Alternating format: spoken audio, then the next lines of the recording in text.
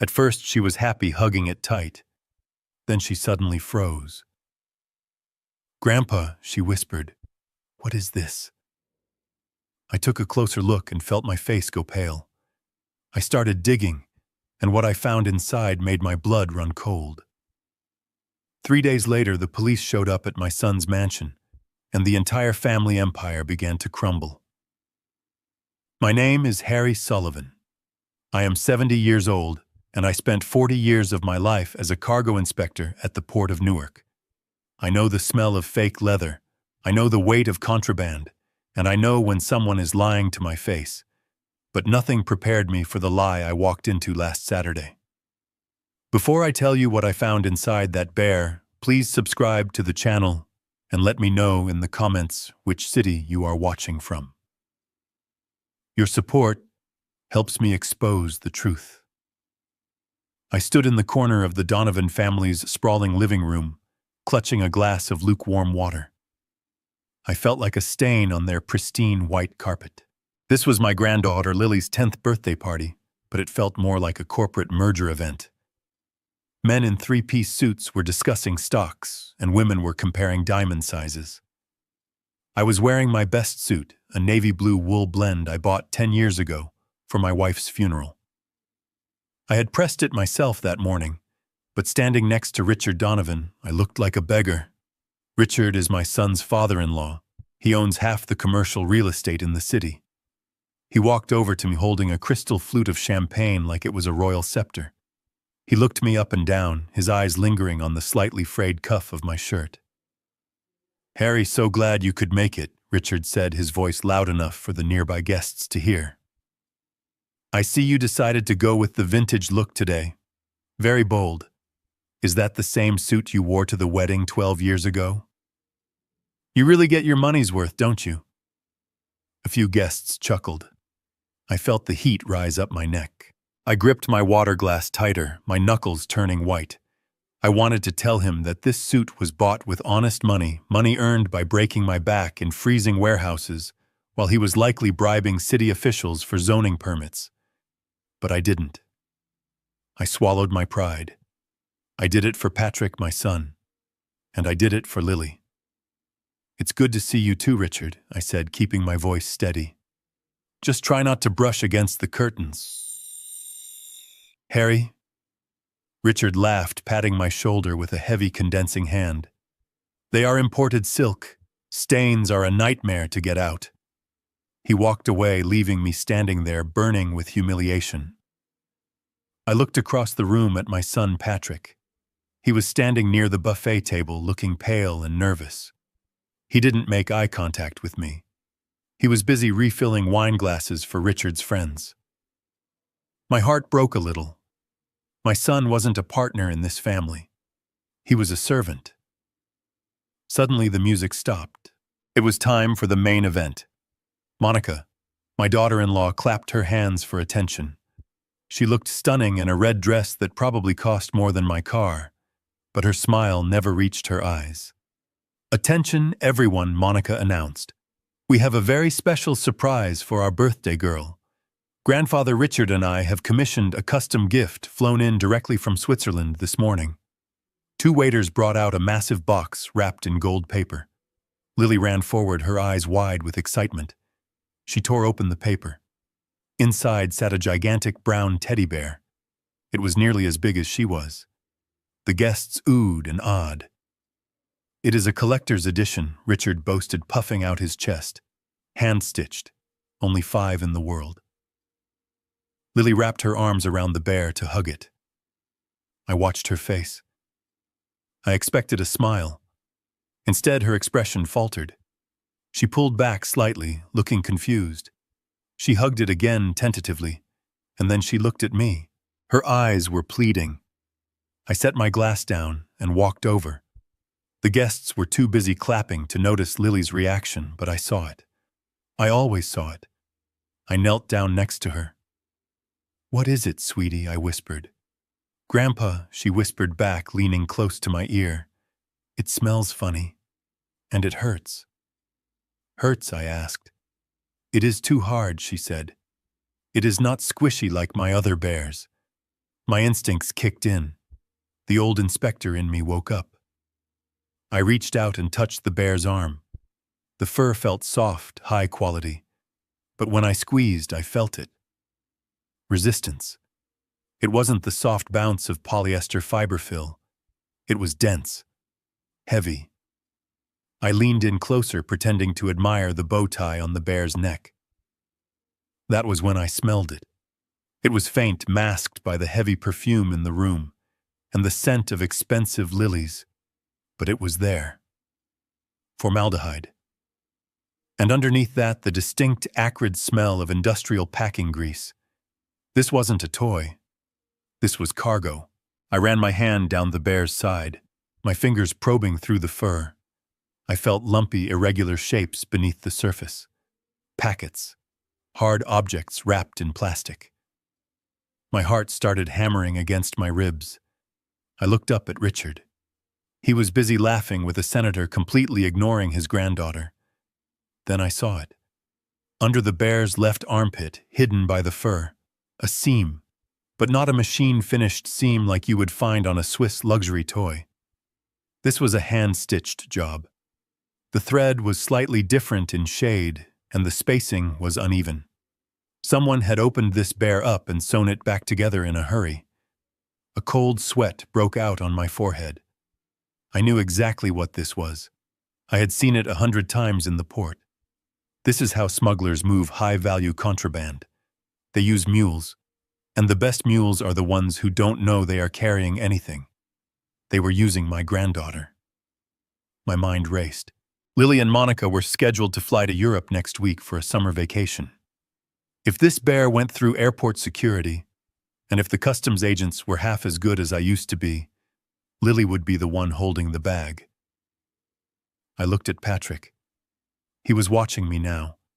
His face was gray, terrified. He knew. My God, my own son knew about this. I couldn't leave this bear here.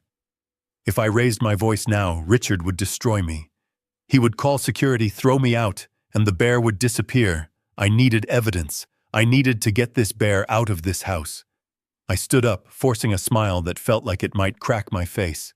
I looked at Lily and said loudly enough for Monica to hear. "Oh dear, Lily. It looks like there is a bit of dust on this bear from the shipping crate. You know how sensitive your allergies are." Monica swooped in like a hawk. "What are you talking about, Harry? That bear is pristine." I pointed to a non-existent spot on the bear's shoulder. "Look right there. And it smells a bit like warehouse chemicals. We can't have Lily sleeping with this tonight. It might trigger her asthma." Lily didn't have asthma, but Monica didn't know that. She barely paid attention to the child. "I will take it home and give it a professional steam clean." I lied, my voice steady despite the adrenaline coursing through my veins. "It is a tradition in our family, right, Patrick? The grandfather always prepares the first gift." I looked at my son, daring him to contradict me. Patrick swallowed hard. He stepped forward, his hands shaking. "Yes," he stammered. "Yes, Dad is right. He is an expert with fabrics. Let him clean it, Monica." Monica's eyes narrowed. She looked from me to Patrick and then to the bear. For a second, I thought she was going to call her security guards to tackle me. The air in the room grew thick with tension. Richard turned around, sensing the shift in atmosphere. "Is there a problem here?" Richard asked, his voice low and dangerous. "Harry thinks the bear is dirty." Monica spat out the word like it was poison. I stepped in front of the bear, placing my hand protectively on its head. I felt the hard lumps underneath again. "Not dirty, Richard. Just needs to be safe for the child. You wouldn't want your precious granddaughter getting a rash from packing dust, would you? Surely a man of your status cares about safety." I trapped him. If he refused, he looked like he didn't care about Lily's health in front of his high society friends. Richard stared at me, his eyes cold, calculating. He knew something was wrong, but he couldn't make a scene now. Not here. "Fine," Richard said, waving his hand dismissively. "Take it. Clean it. Bring it back tomorrow morning. First thing. Of course, I said. First thing. I picked up the bear. It was heavy. Unnaturally heavy. At least 20 pounds. I didn't wait for cake. I didn't say goodbye. I walked out of that mansion with the bear in my arms, feeling Richard's eyes burning holes into my back. As I reached the front door, I glanced back one last time. Patrick was watching me, and he mouthed two words that chilled me to the bone. Run, Dad. I got into my rusted sedan, threw the bear onto the passenger seat, and locked the doors. My hands were shaking so bad I could barely put the key in the ignition. I didn't go home immediately. I drove in circles for 20 minutes, checking my rearview mirror, making sure no black SUVs were following me. When I finally got to my small apartment, I carried the bear inside and threw the deadbolt. I placed it on my kitchen table. Under the harsh fluorescent light, the bear looked innocent. Cute, even. But I knew better. I went to my tool drawer and pulled out my old cargo knife. The blade was still sharp. I looked at the bear, then at the knife. I am sorry, Teddy, I whispered. I sliced open the stitching under the armpit. I reached my hand into the stuffing. My fingers brushed against cold, hard plastic. I pulled out the first packet. It wasn't drugs. It was something heavier. I cut the plastic open, and a dozen rough, uncut stones spilled onto my table. They looked like glass, but I knew what they were. Diamonds. Unregistered, uncut conflict diamonds. But there was something else. Deep in the belly of the bear, wrapped in bubble wrap, was a hard drive. I sat back in my chair, staring at the fortune scattered on my cheap laminate table. This wasn't just smuggling. This was a war chest. And my son's in-laws were planning to hang it all around my granddaughter's neck. My phone rang. The screen lit up with Monica's name. I stared at it. I didn't answer. I knew this was just the beginning. I lit a cigarette, my first in 20 years, and watched the smoke curl up towards the ceiling. They messed with the wrong grandpa. I tightened my grip on the bear's shoulder.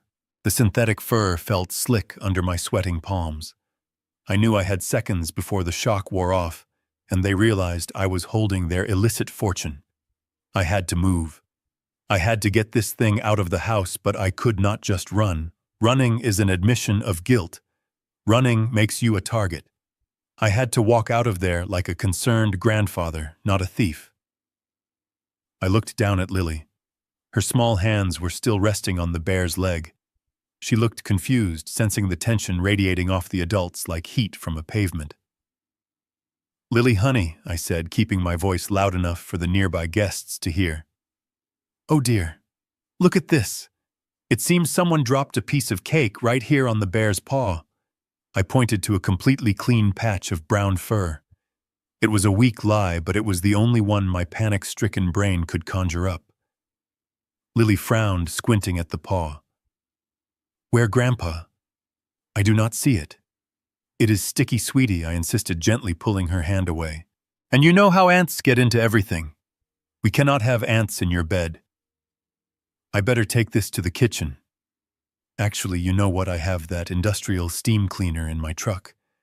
The one I use for the upholstery. I should just take it out and give it a quick once-over right now." I started to lift the bear. It was heavy. Dead weight. The diamonds and the hard drive inside shifted, making a dull thud that was thankfully masked by the jazz music playing over the speakers. I stood up, turning to head toward the front door. I barely took 2 steps before a hand clamped onto my forearm. It wasn't a gentle touch. It was a vice grip. Sharp nails dug into the fabric of my suit jacket, piercing through to the skin. I stopped and looked down. It was Monica. The smile was gone.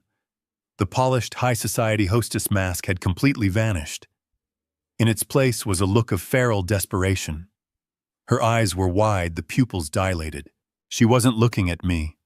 She was staring at the bear as if it were an oxygen tank, and she was suffocating. "Leave it, Harry," she hissed. Her voice was a low growl unrecognizable from the sweet tone she used when the cameras were flashing. "We have maids. The maids will clean it. Put it down." I tried to pull my arm away, but she held on. For a woman who spent her days at the spa, she had a terrifying amount of strength.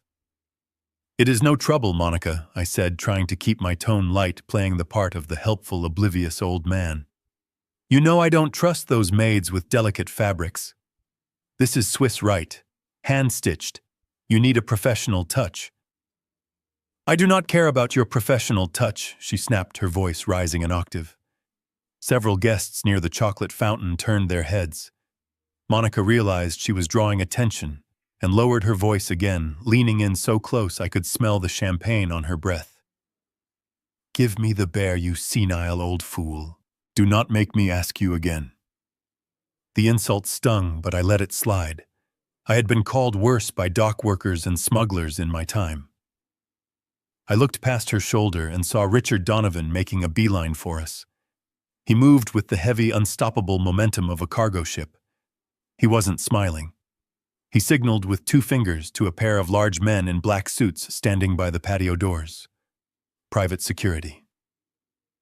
My heart hammered against my ribs. If those security guards got to me, it was over. They would drag me into a back room, take the bear, and probably break a few of my ribs for the trouble. I had to escalate this. I had to make a scene that they couldn't cover up. Richard arrived, blocking my path to the door. He towered over me, radiating menace. "Is there a problem here, Harry?" Richard asked. His tone suggested that the problem was me, and the solution was about to be painful. "Harry is confused, Richard," Monica said quickly, not letting go of my arm. "He thinks he needs to take the gift home." I told him he is mistaken. Richard nodded slowly. He stepped closer, invading my personal space. "Hand over the bear, Harry. The boys will help you to your car." "You seem tired." The 2 security guards were closing in. 10 feet away. 5 feet. I looked at Richard, then at Monica, then at the room full of senators, business tycoons, and socialites. Rich people have one weakness greater than greed.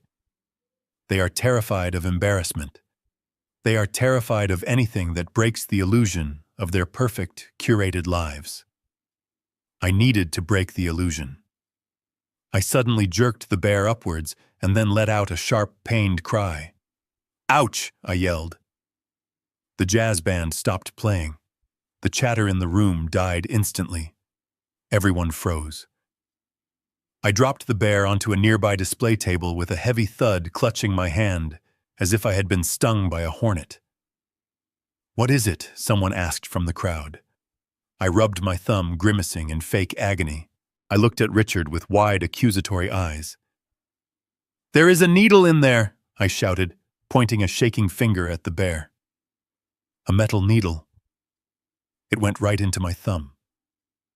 Good Lord, it nearly broke off in my skin. I turned to the crowd, raising my voice to a theatrical level. "Is this safe for the child? There are sewing needles left inside the stuffing." Lily could have been blinded.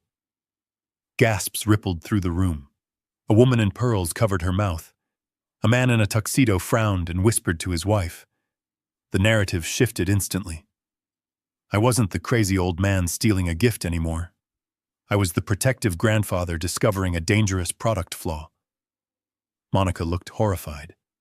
Not because of the lie, but because she saw the guests judging them. "That is impossible," Monica stammered, letting go of my arm. "It is custom-made." "Custom-made negligence," I countered, pressing my advantage. I turned to Richard. "You said this was from Switzerland. Since when do the Swiss leave packing needles in children's toys?" "This is a lawsuit waiting to happen, Richard." Richard's face turned a shade of purple I had never seen before. He looked at the guests, then at the security guards who had stopped, unsure of what to do. He looked at me, and I saw pure, unadulterated hatred in his eyes. He knew I was lying. He knew I was playing him. But he was trapped. If he forced me to leave the bear now, he would look like a monster who didn't care about his granddaughter's safety. He clenched his jaw so hard I thought his teeth would crack. He took a deep breath, forcing a stiff, terrifying smile onto his face. "My apologies, everyone," Richard boomed, addressing the room. "It seems there has been a manufacturing error." "Thank you, Harry, for catching it." He leaned in close to me, his voice dropping to a whisper that sounded like a death threat. "Get that thing out of here. Fix it. And if you say one word about this to anyone, you will regret the day you were born." I didn't flinch.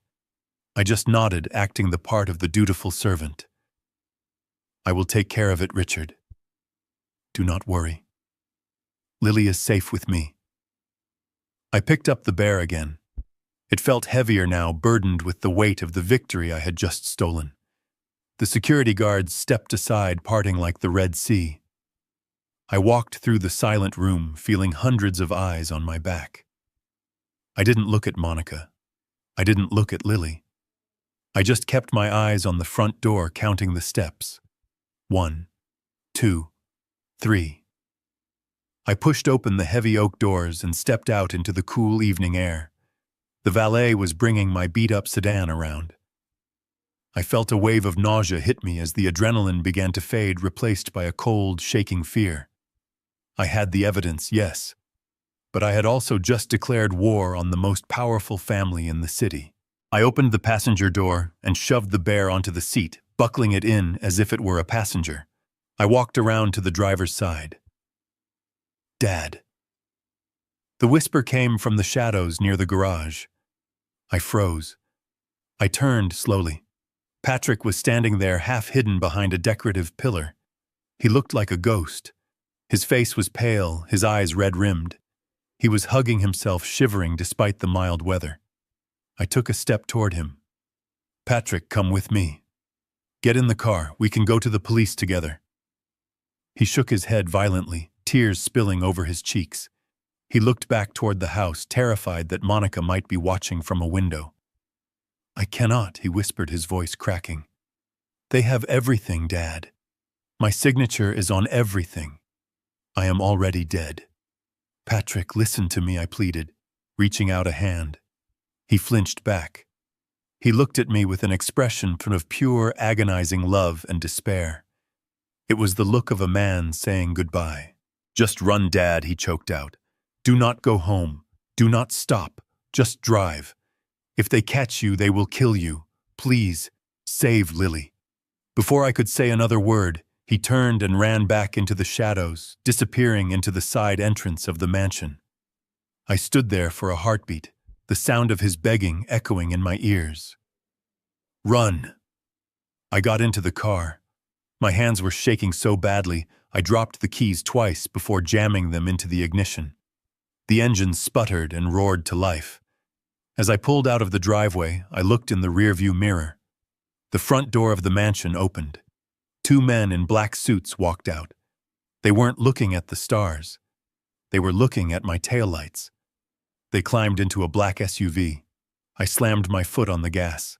The chase had begun. I drove like a man possessed. My eyes darted between the dark road ahead and the rearview mirror every 3 seconds. The streetlights blurred into long streaks of orange and white as I pushed my old sedan to its limit. Every pair of headlights behind me looked like a threat. Every shadow looked like a black SUV waiting to run me off the road. I did not take the direct route to my apartment. I knew better than that. I took 3 left turns, circled a block in the industrial district, and cut through a gas station lot just to make sure I wasn't being tailed. My heart was pounding against my ribs like a sledgehammer, but my hands were steady on the wheel. Fear is a luxury I could not afford right now. When I finally pulled up to my building, I didn't park in my usual spot.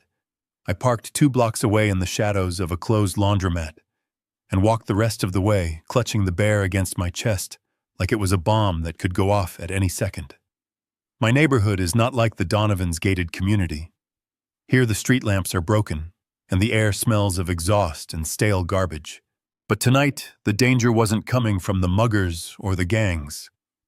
It was coming from the billionaires. I climbed the 3 flights of stairs to my apartment, my knees protesting with every step. I fumbled with my keys, my breath coming in short, sharp gasps. Top lock, deadbolt, chain. I secured my fortress behind me and threw the bear onto my small, scarred kitchen table. It sat there staring at me with those glassy plastic eyes. It looked so innocent. A soft, brown, cuddly toy that any 10-year-old girl would kill for. But I knew what lay beneath. I went to the drawer under the sink and pulled out my old cargo knife. The handle was worn smooth from 40 years of use at the port, the blade honed to a razor edge. I used to use this knife to slice open shrink wrap on pallets of suspicious electronics. Tonight, I was performing surgery. I turned on the overhead light. It flickered and buzzed, casting a harsh clinical glow over the table. I took a deep breath and grabbed the bear by the neck. "I am sorry, buddy," I muttered. I inserted the tip of the blade into the hand-stitched seam under the left armpit. With a precise fluid motion, I sliced downward. The thread popped with tiny snapping sounds. I pulled the fabric apart. What I saw made my stomach turn. A normal teddy bear is stuffed with polyester fiberfill, soft and giving. This bear had a layer of cotton that was barely an inch thick, just enough to make it feel soft, to a casual touch. Beneath that thin disguise was a wall of thick, industrial plastic sheeting. I cut through the plastic. There was no fluff inside. The entire torso of the bear was packed tight with vacuum-sealed bags. I pulled the first one out. It was heavy, dense, and cold. I sliced the corner of the bag and poured the contents into my hand. They tumbled out onto the table, clicking against the wood like hail. They looked like dull, cloudy pieces of glass to the untrained eye. But I am not untrained. I picked one up and held it to the light. I saw the distinct crystal structure, the way it refracted the weak light of my kitchen bulb. These were diamonds. Rough, uncut, unregistered diamonds. I let out a low whistle. In my hand, I was holding more money than I had earned in my entire life. And there were 5 more bags inside the bear. I set the stone down and dug deeper. My hand brushed against something metallic wrapped in bubble wrap near the bear's spine. I pulled it out. It was a black external hard drive taped securely to a battery pack to keep its internal clock running. I sat back in my chair, staring at the loot spread across my table. My mind flashed back to the port of Newark in the late 90s. We used to catch smugglers trying to bring in contraband in hollowed-out car engines, in crates of bananas, and false bottoms of suitcases. But the smartest ones, the ones who were truly evil, used what we called innocent passage. They would hide drugs or gems in the luggage of a family traveling with children, or in the toys of a kid. Why? Because customs agents are human. We hesitate to tear apart a crying child's favorite doll. We hesitate to delay a tired mother. It is a psychological blind spot, and the Donovans were exploiting it.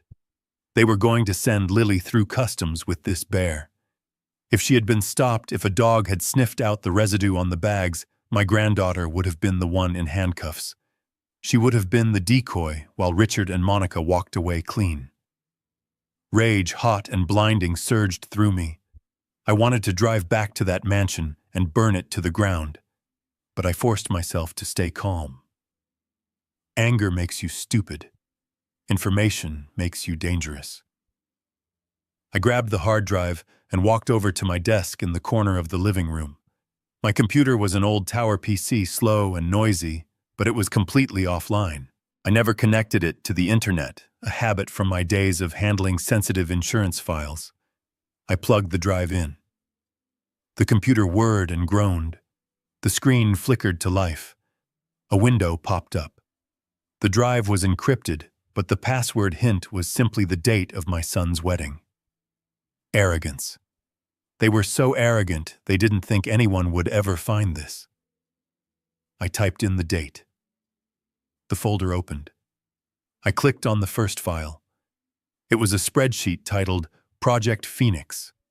I scrolled down, my eyes widening with every line. It was a ledger. A list of bribes paid to city council members, zoning inspectors, and even a few judges. Millions of dollars aimed at approving a new luxury waterfront development that violated every environmental law in the state. But that wasn't the worst part. I opened a folder named Legal Structure. I needed to know who was signing the checks. Who was the face of this criminal enterprise? A PDF document opened on the screen. It was the incorporation paper for a shell company based in the Cayman Islands. The company that technically owned the diamonds, the company that paid the bribes, the company that would take the fall if anything went wrong. I scrolled to the signature line at the bottom of the page. I stopped breathing. The room seemed to spin. There, in black ink, was a signature I had taught a little boy to write 30 years ago. A signature I had seen on report cards on baseball team sign-up sheets on a marriage license. Patrick Sullivan. Below his signature, his title was printed in bold letters. Chief Executive Officer. My son. My foolish, weak, terrified son. He wasn't just a victim. On paper, he was the mastermind. Richard and Monica had set him up perfectly. They kept their names off everything. If this bear was found, if these files were discovered, Richard Donovan would claim he knew nothing. He would say his son-in-law was a rogue operator using the family business to launder money. Patrick would go to federal prison for the rest of his life. Richard would keep his empire. And Lily would be raised by the monsters who orchestrated it all. I stared at the screen until my eyes burned. The betrayal was so complete, so meticulously planned, it was almost beautiful in its cruelty.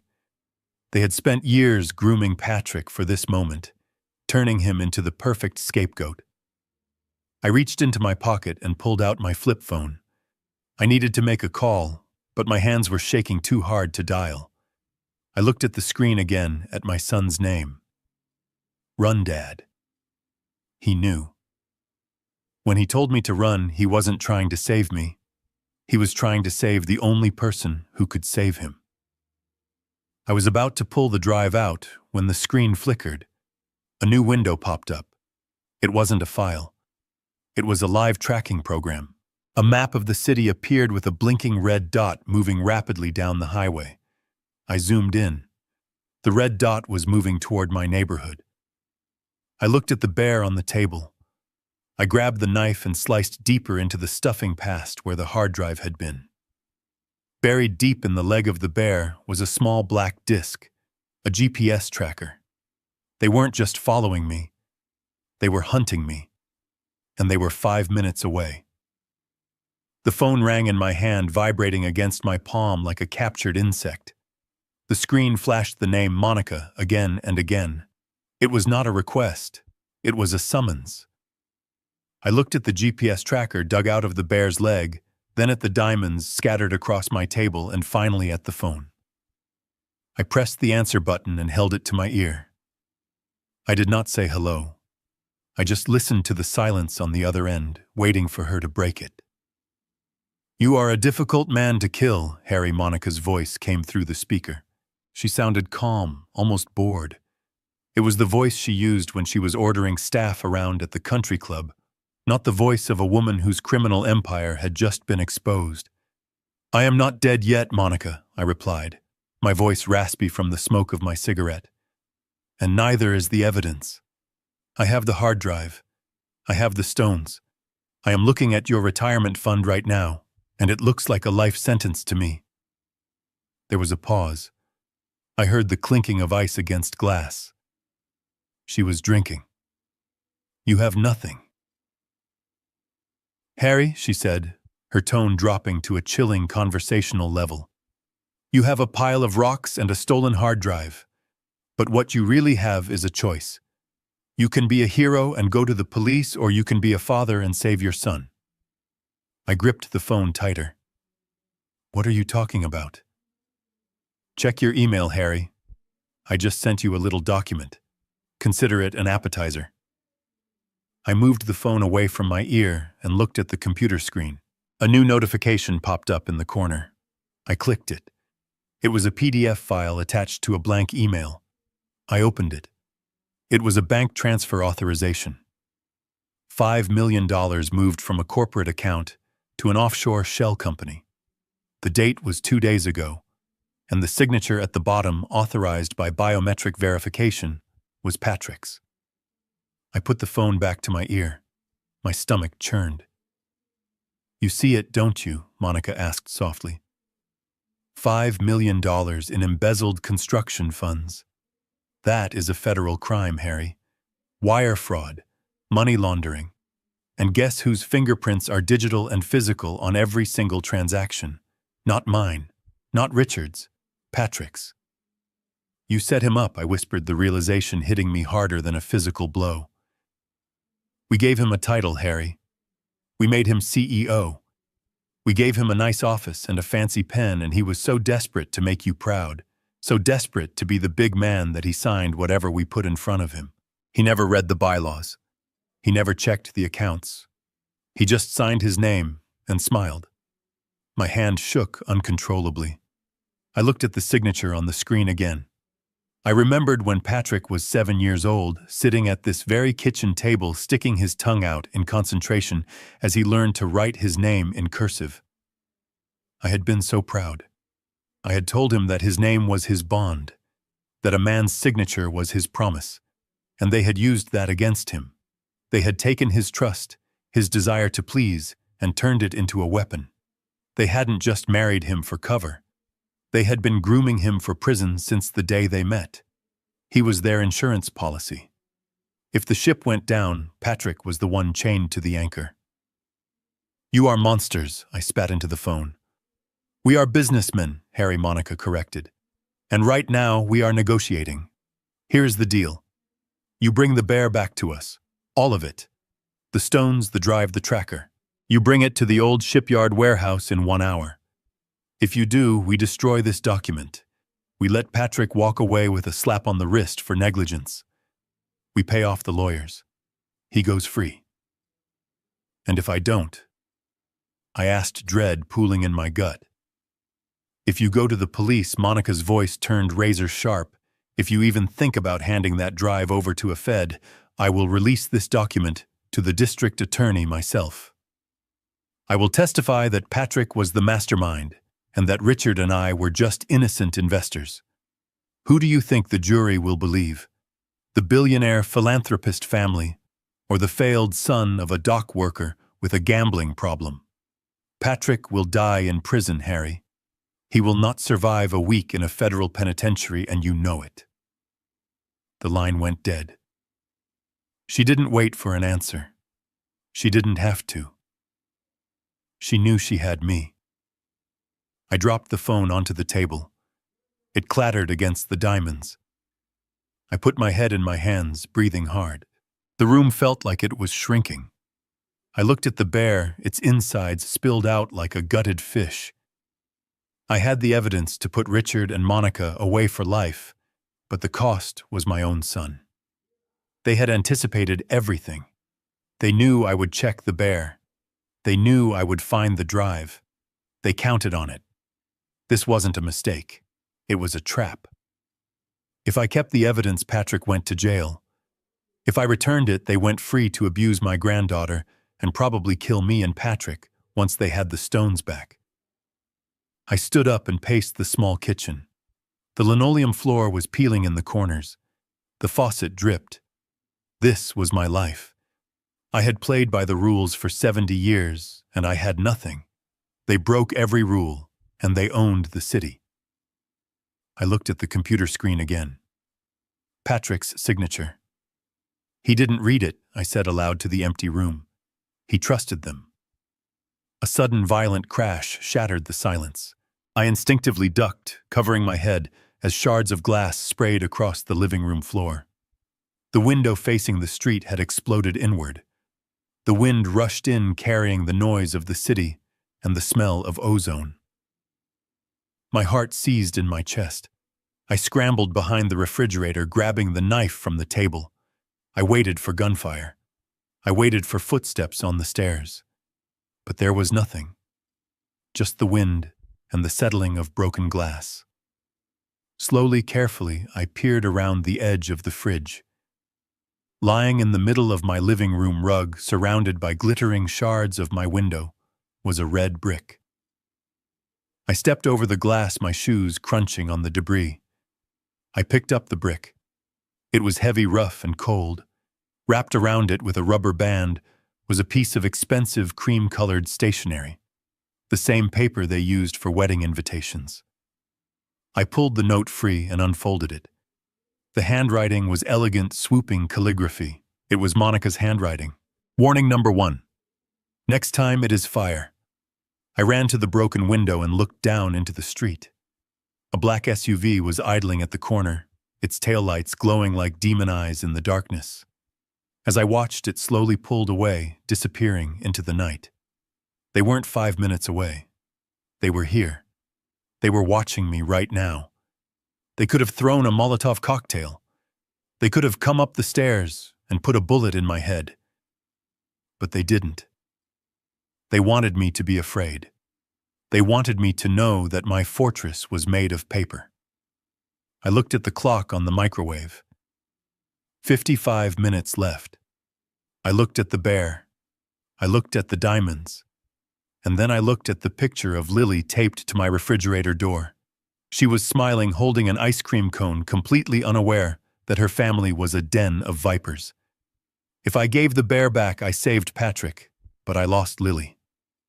Monica would take her away, mold her, turn her into another monster or another victim. If I fought, I risked burying my son. But standing there, holding that brick, feeling the cold wind on my face, something inside me shifted. The fear that had been gripping my throat began to loosen, replaced by a cold, hard clarity. They thought they were dealing with a frightened old man who would do anything to protect his cub. They forgot that I was an inspector. My job wasn't just to find the rot. My job was to cut it out. I am not going to negotiate, I whispered to the empty street. I walked back to the table. I didn't pack the diamonds back into the bear. Instead, I went to the fish tank in the corner of the living room. It had been dry for years, filled with blue and clear glass pebbles that I used to think looked pretty. I reached in and grabbed a handful of the glass stones. I held a real diamond in one hand and a piece of aquarium glass in the other. Under the dim kitchen light, they looked almost identical. Monica wanted her bear back.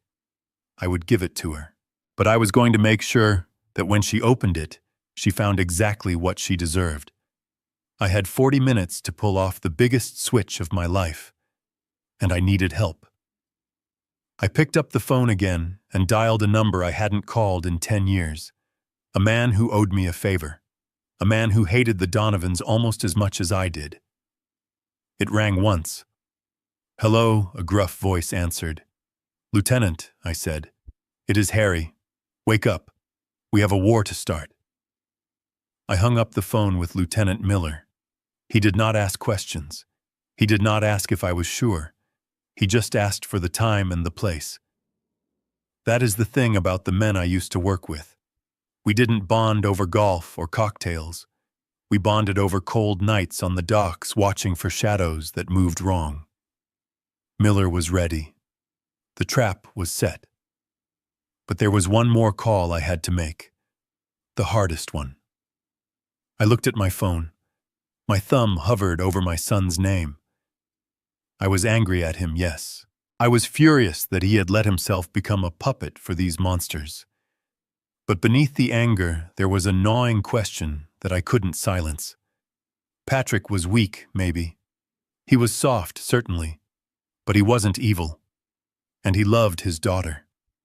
There had to be something else. Something more than just debt or ambition that kept a man under the thumb of a family that treated him like a dog. I pressed the call button. It rang for a long time. I was about to hang up, thinking he might have been caught, when the line clicked open. "Dad." His voice was a whisper, shaking so hard it sounded like he was standing in a blizzard. "Dad, where are you? Please tell me you are halfway to the state line." "I am not running, Patrick," I said, my voice steady. "I am finishing this." There was a choked sob on the other end. "No, Dad. You do not understand. You have to run. They will kill you. They will kill all of us. You do not know what they are capable of. I know exactly what they are capable of, I snapped. They are smugglers, Patrick. They are thieves. I have dealt with their kind for 40 years. No, he screamed, the sound distorting the speaker. It is not just smuggling. It is not just the money. Then tell me, I demanded. Tell me why you let them do this. Tell me why you signed those papers. Tell me why you let them put a target on your own daughter's back. Silence stretched over the line. Heavy, suffocating silence. I could hear his breathing ragged and wet. It was Mom, he whispered. I froze. The kitchen seemed to drop 20 degrees. I gripped the edge of the table so hard my knuckles turned white. What did you say? Patrick's voice broke, dissolving into a torrent of anguish. It wasn't an accident, Dad. Mom's car accident 5 years ago. It wasn't the brakes failing. It wasn't the rain. The world stopped spinning. I felt a roaring sound in my ears like the ocean crashing against the rocks. I remembered that night. The knock on the door. The police officer taking off his hat. The twisted metal of our old station wagon wrapped around a telephone pole. The coroner said it was mechanical failure. I had mourned. I had cried until I was empty. I had blamed the car. I had blamed the weather. She found out, Patrick sobbed. 5 years ago. She saw the papers in Richard's home office. She found out about the slush fund. She confronted Monica. She told them she was going to the FBI. I closed my eyes. I could see her. Martha. My Martha.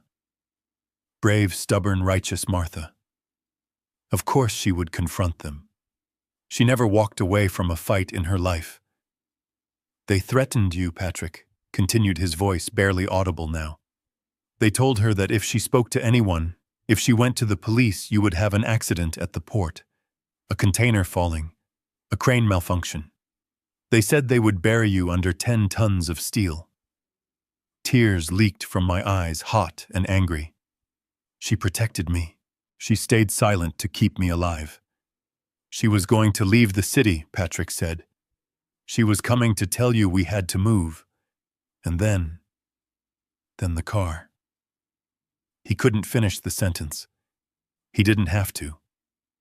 I realized then that I had been living in a fog for 5 years. I had thought I was a widower. In reality, I was the husband of a murder victim. And the man who ordered the hit had been eating my birthday cake and patting me on the back for half a decade. And you knew, I whispered. The words tasted like ash.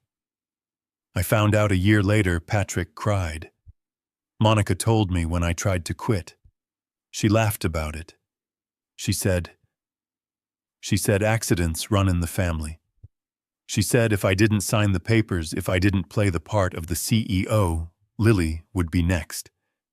Dad, I was so scared. I thought if I just did what they said, if I just kept my head down, I could keep you and Lily safe. I am a coward, Dad. I am so sorry. I stood there in the center of my dark, broken apartment. The grief that had weighed on me for 5 years evaporated. The sadness was gone. The pity for my son was gone. The fear of the Donovans was gone. In their place, something else settled in my chest. Something cold, something hard, something sharp. I wiped the tears from my face with the back of my hand. My movements were slow, deliberate. I looked at the reflection in the broken window. I didn't look like a 70-year-old grandfather anymore. The stoop in my shoulders was gone. My eyes were clear. I was back on the docks. I was the inspector. The man who didn't take bribes. The man who didn't look the other way. The man who hunted rats and crushed them. Richard Donovan didn't just steal from the city. He didn't just use my granddaughter as a mule. He took my wife. He took the only woman I ever loved. And now he was going to pay. Not with money. Not with prison time. He was going to pay with everything. Patrick, I said. My voice was different now. It was lower, deeper. It was the voice I used when I caught a captain lying about his manifest. It was a voice that brokered no argument. Patrick stopped crying. He must have heard the change too. Dad. Listen to me very carefully, I said. Wipe your face. Put on a fresh shirt. Go downstairs and splash cold water on your eyes. Dad, what are you going to do? He asked, a tremor of fear returning to his voice. I am done running, Patrick, and I am done hiding. They want the bear. I am going to give it to them. But they will kill you, he stammered. No, I said coldly. They are going to try. But they made a mistake. They thought they broke me when they killed your mother. They thought they broke you by threatening your daughter. But all they did was clear the deck. I reached out and picked up the bag of glass stones from the table. I poured them into the open belly of the teddy bear. They clattered in, sounding just like the diamonds. I shoved the fake hard drive in deep, packing the thin cotton around it. I grabbed a needle and thread from my sewing kit. My hands were steady as a surgeon's rock. I began to stitch the seam closed. In and out, in and out. Every stitch was a promise. Every knot was a vow. Patrick. I said, pulling the final knot tight and biting the thread. Yes, Dad. Stop crying. Stop apologizing. You are a Sullivan. Tonight, you are going to stand up. You are going to meet me at the warehouse, and you are going to watch. Watch what he asked. I picked up the bear. It looked perfect. I looked at the knife on the table and slipped it into my pocket. Tonight, I said, staring into the darkness of the night, tonight. I teach them the final lesson. I cleared the kitchen table, sweeping the remnants of my dinner onto the floor. I did not care about the mess. I cared about survival. I went to the living room and looked at the old dry fish tank sitting in the corner. It had been gathering dust since Patrick was a teenager, filled with blue and clear glass pebbles that we used to pretend were pirate treasure. I grabbed a heavy book from the shelf and smashed the side of the tank. Glass shattered everywhere, mixing with the pebbles on the carpet. I knelt down, ignoring the sharp edges digging into my knees, and started sifting through the debris. I picked out the clear stones, the ones that had lost their shine over the years, the ones that looked rough and clouded. I carried a handful back to the kitchen and laid them next to the real diamonds. To a jeweler, the difference would be obvious. But to a greedy real estate tycoon standing in a dimly lit warehouse, they would pass. I went to my toolbox and pulled out a sheet of fine grit sandpaper and a small metal file.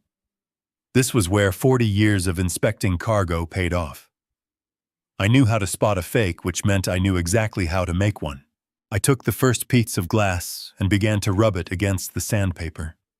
I needed to dull the surface to give it that waxy, greasy texture of a raw diamond. The sound of the glass scratching against the paper filled the silent apartment. It was a rhythmic, hypnotic noise. With every stroke, I imagined chipping away at Richard Donovan's empire. I worked quickly, my hands moving with the precision I thought I had lost. I marred the perfect edges of the glass, creating deliberate imperfections. Real diamonds are flawed. Only fakes are perfect. I held the treated glass up to the light. It caught the reflection dully, just like the stones from the bear. It was a crude forgery, but it only had to work for 5 minutes. Once the physical trap was set, I turned to the digital one. I sat down at my computer again. The original hard drive was still plugged in. I opened a browser and logged into a secure cloud storage account I hadn't used in years. I dragged the entire folder of evidence, the bribes, the bank transfers, the emails, and dropped it into the upload box. The progress bar crawled across the screen. I watched it like a hawk. 10%. 30%. I lit another cigarette, my eyes glued to the screen. If the internet cut out now, if the power failed, it was all over. 50%. 80%. Done. The files were safe. They were out of my hands and in the ether where Richard couldn't burn them or bury them. But saving the data wasn't enough. I needed a weapon. I opened a folder on my desktop labeled Utilities. It contained a piece of software I had acquired from a Russian sailor back in the 90s, a data wiper designed to scrub manifests clean.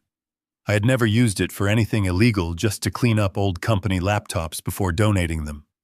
But tonight, I reprogrammed it. I set the parameters to execute, not immediately, but on a delayed timer, 1 hour after the drive was accessed. I dragged the virus file onto the root directory of the hard drive and renamed it System Config so it would look like a standard system file. When Richard or his tech guys plugged this into their server to verify the data, the virus would sit dormant, waiting like a sleeping viper. And when it woke up, it wouldn't just erase the drive.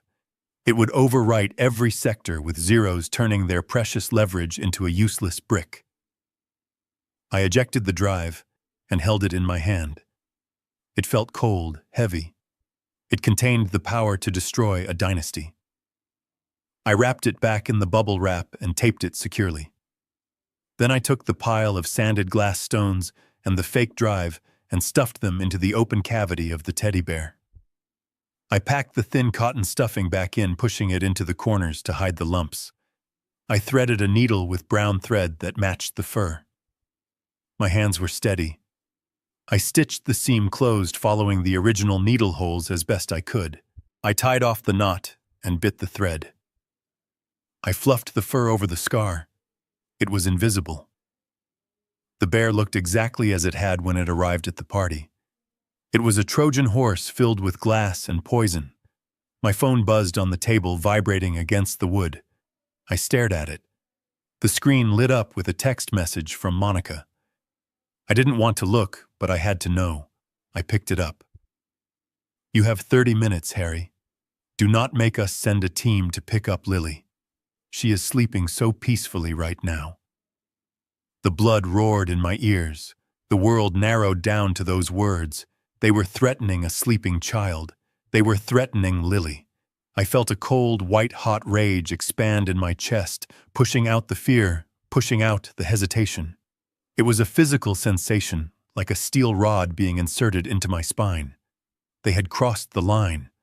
They had touched the one thing in this world that was pure and innocent, and in doing so, they had signed their own death warrants. I didn't reply. I didn't need to. I slipped the phone into my pocket. I grabbed the bear by the arm. I walked to the door, stepping over the broken glass of my window without looking down. I wasn't Harry the retiree anymore. I wasn't Patrick's disappointed father. I was the storm that was coming for them. I walked down the stairs, my footsteps heavy and deliberate. I got into my car and threw the bear onto the passenger seat. I started the engine. It coughed and sputtered, then roared to life. I gripped the steering wheel. My knuckles were white. "You want the bear, Monica?" I whispered to the empty car. "You can have it, but you are going to choke on it." I pulled out onto the street, the tires screeching against the asphalt. I didn't check my mirrors this time. Let them follow me. Let them see me coming. I wanted them to know I was bringing the war all to their doorstep. I drove toward the harbor, toward the dark water, and the rusting cranes, toward the place where I used to be a king. And tonight, I was going to reclaim my crown. I pulled my car over to the curb under the flickering orange glow of a street lamp. The engine idled roughly, shaking the dashboard, a constant reminder of the poverty I had chosen. I needed to make one final call before I drove into the lion's den. I had already alerted Lieutenant Miller that a storm was coming, but I hadn't given him the ammunition yet. I looked at the digital clock on the dashboard. It was 10:30. I had less than 30 minutes to get to the warehouse. I picked up my phone and dialed Miller's personal number again. This time I wasn't calling for a favor. I was calling to set up a dead man's switch. "Tom," I said when he answered. "I just sent a link to your secure email. Do not open it yet." Harry Miller's voice was gruff, thick with sleep and worry. "What is going on? You sounded like you were going to war earlier." I am, I replied, staring at the rain beginning to mist on my windshield. Listen to me carefully, Tom. That link connects to a cloud server. Inside, you are going to find everything. The bribery ledgers, the offshore accounts, the names of every politician Richard Donovan has bought in the last 10 years. And you will find the proof that they murdered my wife. There was a heavy silence on the line, then a sharp intake of breath. Martha, yes, I said, my voice cracking slightly before I hardened it again. They killed her, Tom. And tonight, they are going to try to bury me and my son to keep it quiet. Harry, bring that evidence to the precinct right now, Miller urged. We can get protective custody. We can get the feds involved. Do not go down there alone. I laughed, a dry, humorless sound. The precinct. You mean the building where Richard Donovan pays for the annual Christmas party? You mean the place where the captain plays golf with him every Sunday? No, Tom. If I walk into that station with this hard drive, I will never walk out. The evidence will get lost in the evidence locker, and I will have a heart attack in a holding cell. I know how this city works. Miller was silent. He knew I was right. We were the dinosaurs, the last of a dying breed of civil servants who believed the badge meant something other than a license to collect rent. Do you remember 1998, Tom? I asked, watching a stray cat dart across the wet pavement. The container from Columbia, Miller said instantly. The coffee shipment. Yeah. The coffee shipment that was actually filled with $20 million in cartel cash. We found it at 3 a.m. No cameras, no witnesses. Just you and me and a mountain of used bills. We could have taken a few stacks. Just a handful. Enough to pay off your mortgage. Enough to buy a house for Martha that didn't have a leaking roof. Nobody would have known. But we didn't, Miller said softly. We called it in. We called it in, I repeated, and we watched the feds come and take the credit. We went home to our cheap apartments and our bills, and we slept like babies because we were clean. That is why I am calling you Tom, because you are the only man left in this city who I know for a fact cannot be bought. I paused, letting the weight of the past settle between us. If I do not call you by midnight, I said, my voice dropping to a whisper. If you do not hear my voice by 12:01, I want you to open that link. And I do not want you to give it to the police. I want you to send it to the press, send it to the Times, send it to the Tribune, send it to every news station from here to D.C. Burn it all down, Tom. Make sure the whole world sees what they did. Harry, don't do this, Miller pleaded. Just tell me where you are. I will bring my peace. I will come off the books. No, I said firmly. This is family business. I have to look Richard in the eye when I take everything from him. Just promise me, Tom. Midnight. I promise, Miller said, his voice heavy with resignation. Midnight. Good hunting, Harry. I hung up the phone and tossed it onto the passenger seat. It landed next to the bear. I looked at the teddy bear. It sat there slumped slightly against the door, staring ahead, with its plastic button eyes. It looked exactly the same as it had when Monica handed it to Lily. The brown fur was fluffy, the bow tie was straight. I ran my hand over the seam I had just stitched. It was invisible. I had done a good job. My hands, old and calloused, had remembered the rhythm of the needle. Inside that soft belly lay a mixture of aquarium glass and a digital virus that would wipe their empire off the map. It was a Trojan horse made of polyester and hate. I felt a strange sense of calm wash over me. For years I had felt powerless. I had felt like a failure because I couldn't give Patrick the life Richard could. I couldn't buy him a mansion or a sports car. I could only give him values, and I thought those values had failed him. But tonight I realized that my poverty was my armor. Richard had everything to lose. He had a reputation, a fortune, a legacy. I had nothing. I had an old car, a broken window, and a dead wife. A man with nothing to lose is the most dangerous man in the world. I reached over and patted the bear on the head, a gesture I used to do for Patrick when he was scared of the dark. "Okay, buddy," I whispered to the bear.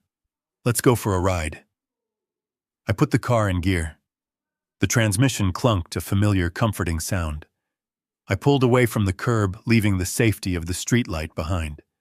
The road ahead was dark, winding down toward the industrial district, where the skeletons of cranes loomed against the night sky like iron giants. I drove slowly, deliberately. I wasn't rushing anymore. I checked my reflection in the rearview mirror. The fear was gone from my eyes. The hesitation was gone. The old Harry, the quiet grandfather who sat in the corner at parties, had been left back in that apartment with the broken glass. The man driving this car was the inspector, and he was going to fail this shipment. I turned onto the long, lonely road that led to the shipyard. The smell of salt water and diesel fuel filled the car, the scent of my youth, the scent of my life. I saw the gate of the old warehouse approaching in the distance. A single light bulb burned above the entrance, surrounded by moths. A black SUV was parked in front of the gate, its engine running white exhaust, puffing into the cold air. They were waiting for me. I gripped the steering wheel tighter. I didn't slow down. I sped up. I wanted them to see that I wasn't creeping in. I was arriving. "I am coming for you, Richard," I said through gritted teeth, "and I am bringing hell with me." The road beneath my tires changed from smooth city asphalt to the cracked, uneven cobblestones of the industrial district. The streetlights here were sparse, casting long, skeletal shadows that danced across the hood of my car. I rolled down the window, letting the cold night air rush in. It smelled of salt water, rotting seaweed, and diesel fuel. To most people, it is the smell of decay. To me, it is the smell of home. For 40 years, I drove this route every single morning before the sun came up. I know every pothole, every rusted fence, and every abandoned crane that lines the waterfront like a graveyard of giants. Richard Donovan chose this meeting place because he thinks it is isolated. He thinks it is a place where screams go unheard and bodies disappear into the dark water. He thinks he owns this city because he bought the politicians and the police. But he is wrong. He might own the skyscrapers downtown, but the docks belong to us. The docks belong to the men with calloused hands and aching backs who built his fortune one shipping container at a time. He invited me here to kill me, but he made a tactical error. He invited a shark back into the ocean. I drove past the old cannery that shut down in the 80s. I remembered the strike we organized there, standing shoulder to shoulder in the freezing rain until the owners caved. I drove past the rusted hull of the SS Liberty, a ship I inspected 1,000 times. These weren't just landmarks. They were witnesses. They were my history. And tonight, they would witness one last fight. I glanced at the passenger seat. The teddy bear sat there, staring blankly ahead. It looked so harmless, so soft. It was hard to believe that inside that plush belly lay the power to topple a billion-dollar empire.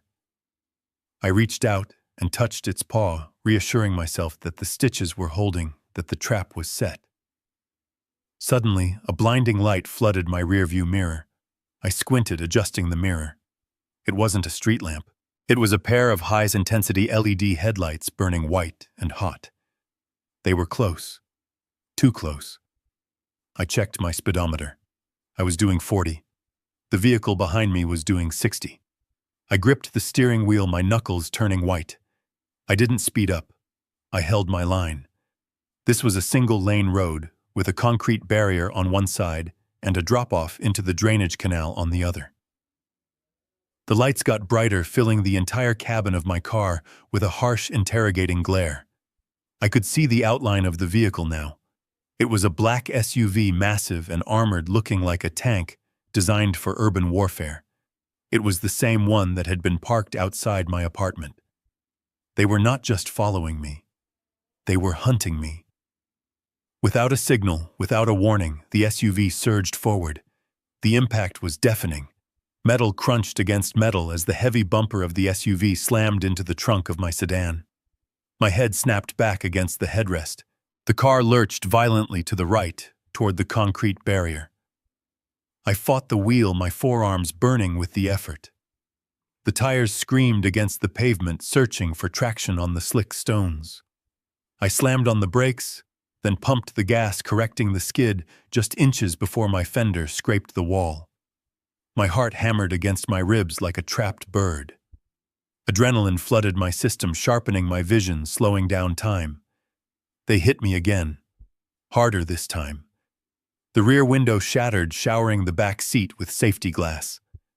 The SUV was trying to spin me out. They wanted to wreck me before I even reached the warehouse. They wanted me to crawl to Richard's feet, bleeding and broken. But I spent 20 years driving forklifts on icy decks. I know how to handle a vehicle when the world is spinning. "You want to play?" I snarled through gritted teeth. "Let's play." I slammed the gear shift into second. The engine roared in protest. I yanked the wheel to the left, cutting sharply in front of the SUV, forcing them to brake or hit the drainage ditch. They swerved. I saw the massive black grille dip as they slammed on their brakes. I didn't stop. I floored it. My old engine whined, pushing past its red line, but it held. I put distance between us. I wasn't running away. I was leading them. I saw the gate ahead. Pier 4, the destination. The SUV fell back, keeping a steady distance now. The attack was over. It was just a message. A love tap from Richard Donovan. A reminder of how small I was compared to his machine. I turned the wheel and drifted through the open chain-link gate. The tires kicked up gravel and dust. I drove toward the massive structure at the end of the pier. The warehouse looked like the mouth of a cave, dark and foreboding. I brought the car to a screeching halt right in the center of the loading zone. Dust swirled around the car and the beams of my headlights. I killed the engine. Silence rushed back in heavy and suffocating. The only sound was the ticking of my cooling engine and the distant lap of waves against the pylons. I took a deep breath. I checked my pocket for the knife. It was there. I checked the other pocket for the phone. It was there. I looked at the bear. "Showtime, buddy," I whispered. I grabbed the bear by the neck and opened the car door. I stepped out into the night. The wind whipped at my coat, carrying the spray of the sea. I stood there for a moment, letting them see me. Let them see the old man in the cheap suit standing alone against the darkness. Then a mechanical groan echoed through the night. The massive corrugated metal door of the warehouse began to rise. It moved slowly, grinding against rusted tracks, revealing the interior inch by inch. First, I saw the concrete floor stained with oil and grease. Then I saw the polished black shoes of the security guards. Then the hem of Monica's evening gown. The door continued to rise. And then I saw him. My breath caught in my throat. In the center of the vast, empty space under the harsh glare of a single hanging halogen bulb was my son. Patrick was on his knees. His hands were zip-tied behind his back. His head hung low, his chin resting on his chest. But even from here I could see the damage. His white dress shirt was torn and stained with blood. His left eye was swollen shut, a dark purple bruise blossoming across his cheekbone.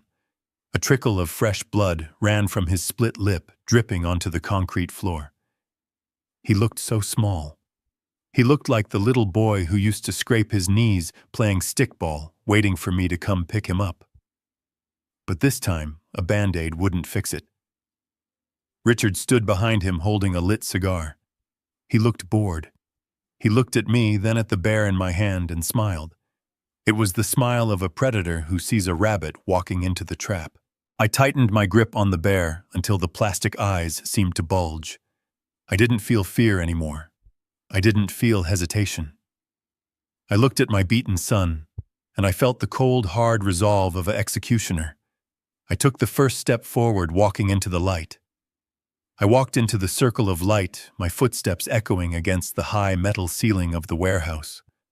The air inside was stagnant, thick with the smell of old grease salt water and the pungent aroma of Richard's expensive cigar. I stopped 10 feet away from them, clutching the teddy bear to my chest like a shield. I made sure my shoulders were slumped. I made sure my hands were shaking visibly. To them, I had to look like a beaten dog coming to beg for scraps. Richard took a slow drag from his cigar and exhaled a cloud of gray smoke toward the ceiling. He looked at me with a mixture of amusement and disgust, the way a man looks at a cockroach he is about to crush under his boot. "Look at you, Harry," Richard said, his voice booming in the empty space. "You look like something the tide washed in. Is that really the best you could do? A 20-year-old car and a suit that smells like mothballs." I lowered my head, staring at the concrete floor. I reached into my pocket, pretending to search for a handkerchief to wipe my sweating forehead. My fingers brushed against the cold metal of the digital voice recorder I had slipped in there before leaving the apartment. I pressed the record button. A tiny, silent vibration against my thigh told me it was running. "Please, Richard," I stammered, letting my voice crack with fear. "I just want my son back. I did what you asked. I brought the bear. Just let us go." Richard laughed, a low, rumbling sound that lacked any warmth. He walked around Patrick, who was still kneeling on the floor. Richard kicked the sole of Patrick's shoe casually, as if checking a tire. "You always were pathetic, Harry," Richard sneered. "You spent 40 years working on these docks, sweating for pennies, thinking that being honest would get you a gold medal. And look where it got you. Standing in a freezing warehouse with nothing to your name, while I built an empire." "You built it on lies," I whispered, loud enough for the microphone, but quiet enough to sound terrified. "You built it on smuggling." "I built it on opportunity," Richard corrected, stepping closer to me. The 4 security guards tensed their hands, hovering near the holsters under their jackets. Richard waved them off. He didn't see me as a threat. He saw me as a joke. Monica stepped forward then. She looked impeccable in her evening gown, a stark contrast to the filth of the warehouse. She walked over to Patrick and grabbed a handful of his hair, jerking his head back. Patrick groaned, his eyes swollen shut, blood bubbling at the corner of his mouth. "Stop it!" I cried out, taking a half step forward. "Leave him alone!" Monica smiled, but her eyes were dead. She let go of Patrick's head, letting him slump back forward. She wiped her hand on a silk handkerchief and dropped it on the floor next to him. "Your son is weak, Harry," she said, her voice dripping with venom. "Just like you. We gave him everything. We gave him a title. We gave him a life most people only dream of. And he couldn't even handle a simple signature without crying about his conscience." "He is a good man," I said, gripping the bear tighter. "He loves his daughter." Monica laughed sharply. That sounded like breaking glass. "His daughter," she mocked. "Do you know why we chose a teddy bear, Harry? Because customs agents are soft. They see a cute little girl holding a fluffy toy and they smile. They wave her through. They do not put the toy through the X-ray because they do not want to upset the child." I felt a wave of nausea, but I forced myself to keep the act up. I needed them to say it. I needed it on tape. "You are using Lily," I asked, my voice trembling. "You are using a 10-year-old girl to smuggle diamonds." "We are using a resource," Monica replied coldly. "We fly to Zurich tomorrow morning. Lily walks through customs with her new birthday present. We get to the hotel, we cut the bear open, and we make $5 million tax-free. It is elegant. It is simple. And if by some miracle she gets stopped, well, who is going to prosecute a child?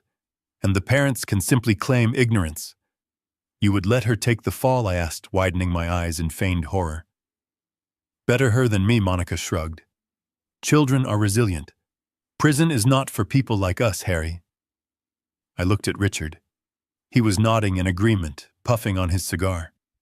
They were so comfortable. They were so sure that I was about to die that they didn't mind confessing their entire plan. They thought they were speaking to a ghost. "And the hard drive?" I asked, shifting the bear in my arms. "What about the files?" Richard flicked ash onto the floor. The files are just insurance, Harry. But since you were kind enough to bring them back, we will scrub them.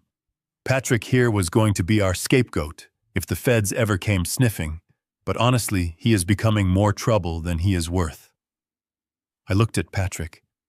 He wasn't moving. I hoped he could hear this. I hoped he could hear exactly what they thought of him. I hoped it burned the weakness right out of his soul. So that is it, I said, my voice dropping to a whisper. You get the diamonds. You get the evidence, and we get to leave. That was the deal, Monica. Monica looked at me with pity. It was the cruelest look I had ever seen. Oh, Harry, she sighed.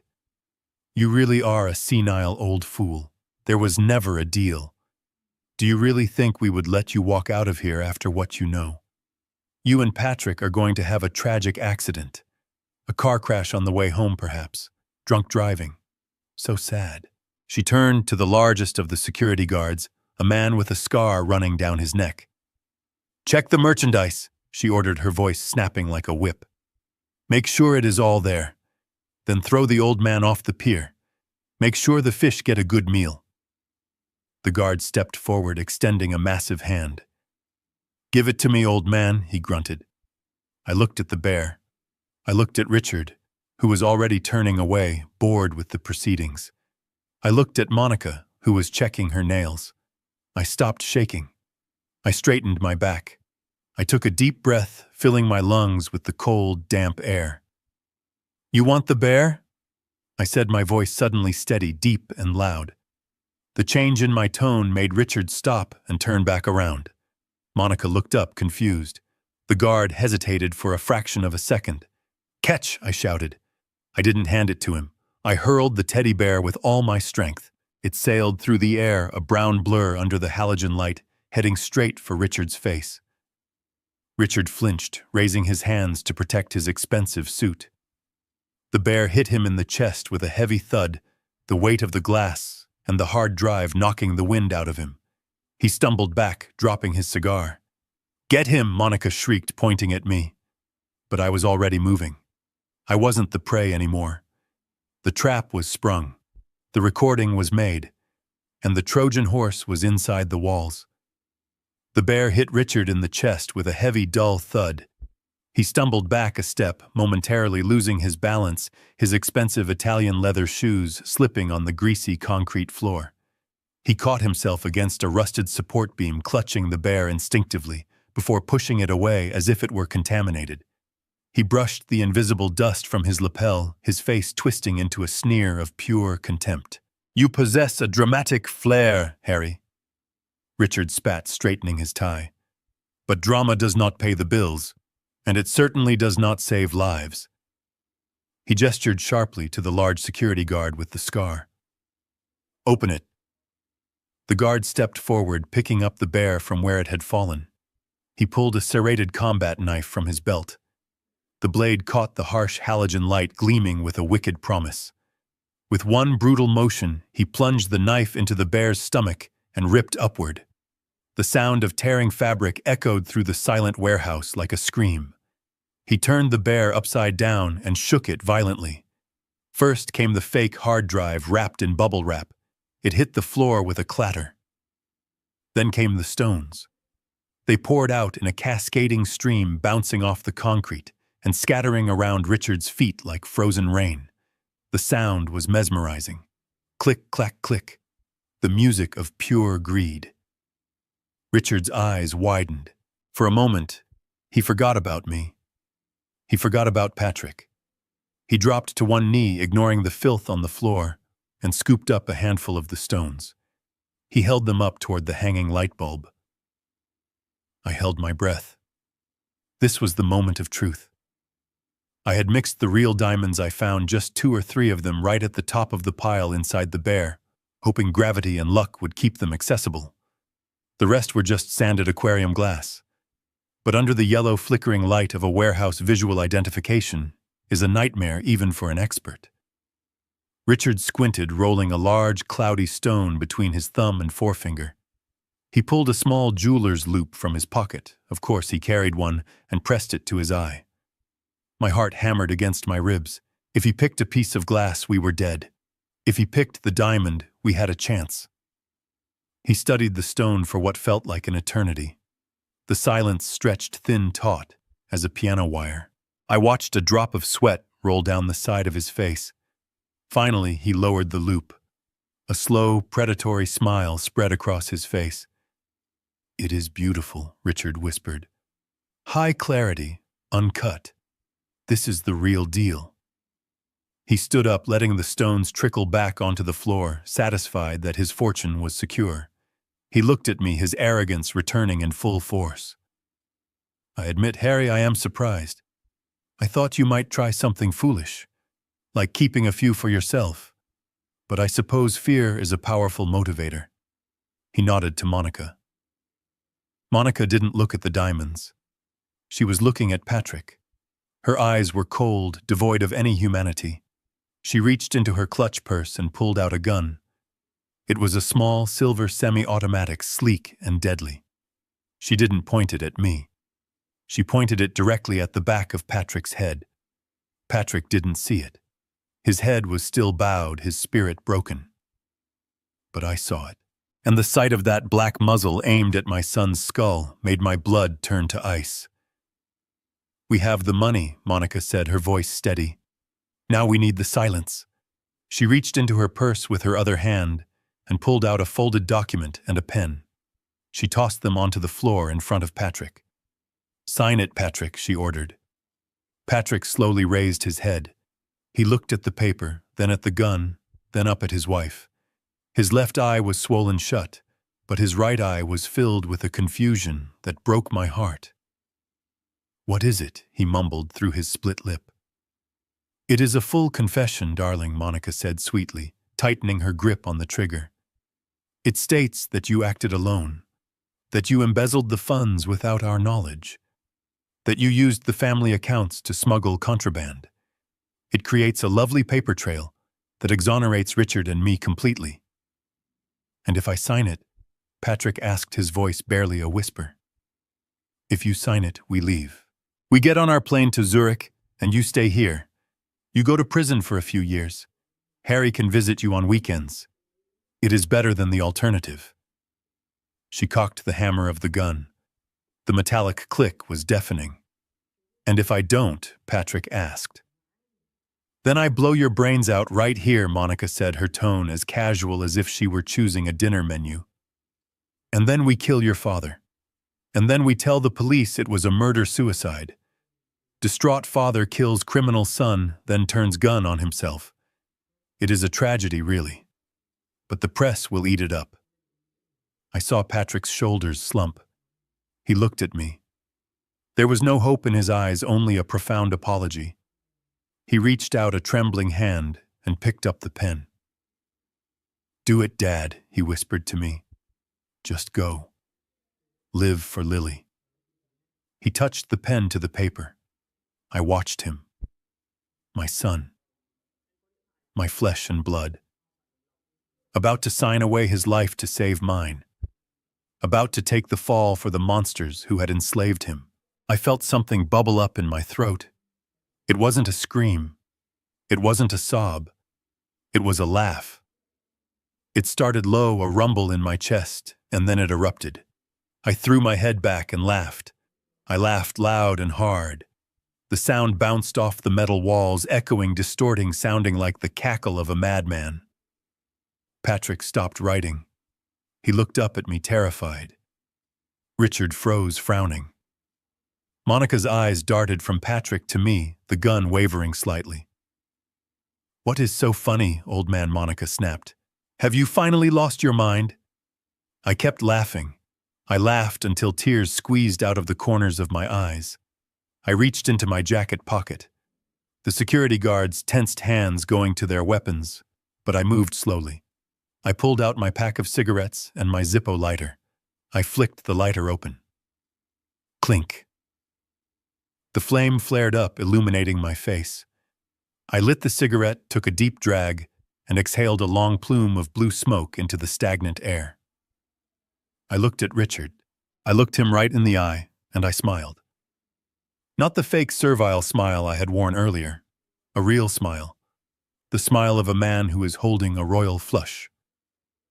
Richard, I said, my voice calm and mocking. You are a genius when it comes to zoning laws. You are a wizard with tax evasion. But let me tell you something about gemstones. You are an absolute moron. Richard's face darkened. What did you say to me? I took another drag, stepping closer to the pile of stones on the floor. I kicked one of them with the toe of my shoe. It skittered across the concrete, sounding like cheap plastic. I said, "You are stupid, Richard.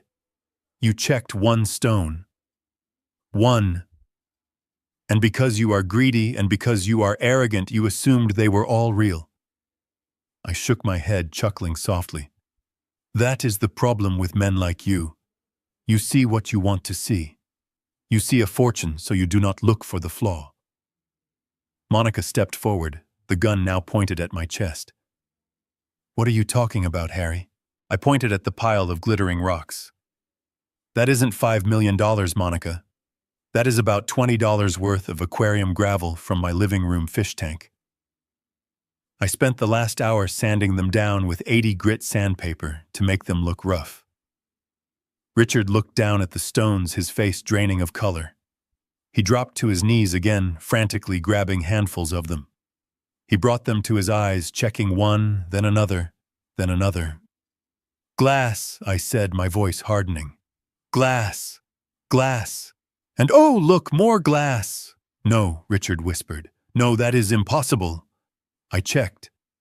I saw the refraction. You saw the one real diamond I put on top, I interrupted. The bait. And you swallowed it, hook, line, and sinker. I took a step toward Monica, ignoring the gun barrel staring me in the face. You think I would bring you the real evidence? You think I would hand over the only leverage I have to the people who murdered my wife? Silence slammed into the room. Patrick gasped, looking from me to Monica. The accusation hung in the air like smoke. You killed Martha, I said, my voice low and dangerous. You killed her because she found out. And you thought you could kill us too. Where are they? Monica screamed. Her composure cracked. Her hand was shaking now. Where are the diamonds, Harry?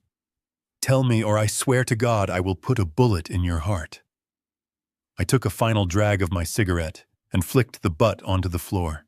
It landed next to the pile of fake stones, a tiny ember burning in the gloom. I checked my watch. It was 12:05. You can shoot me, Monica, I said, spreading my arms wide. You can shoot Patrick. But it won't change anything.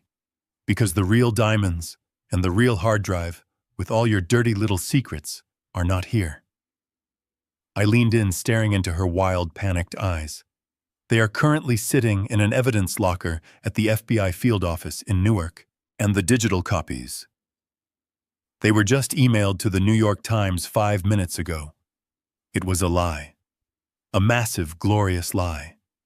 The diamonds were still in my apartment, hidden in a coffee can. The hard drive was destroyed. But they didn't know that.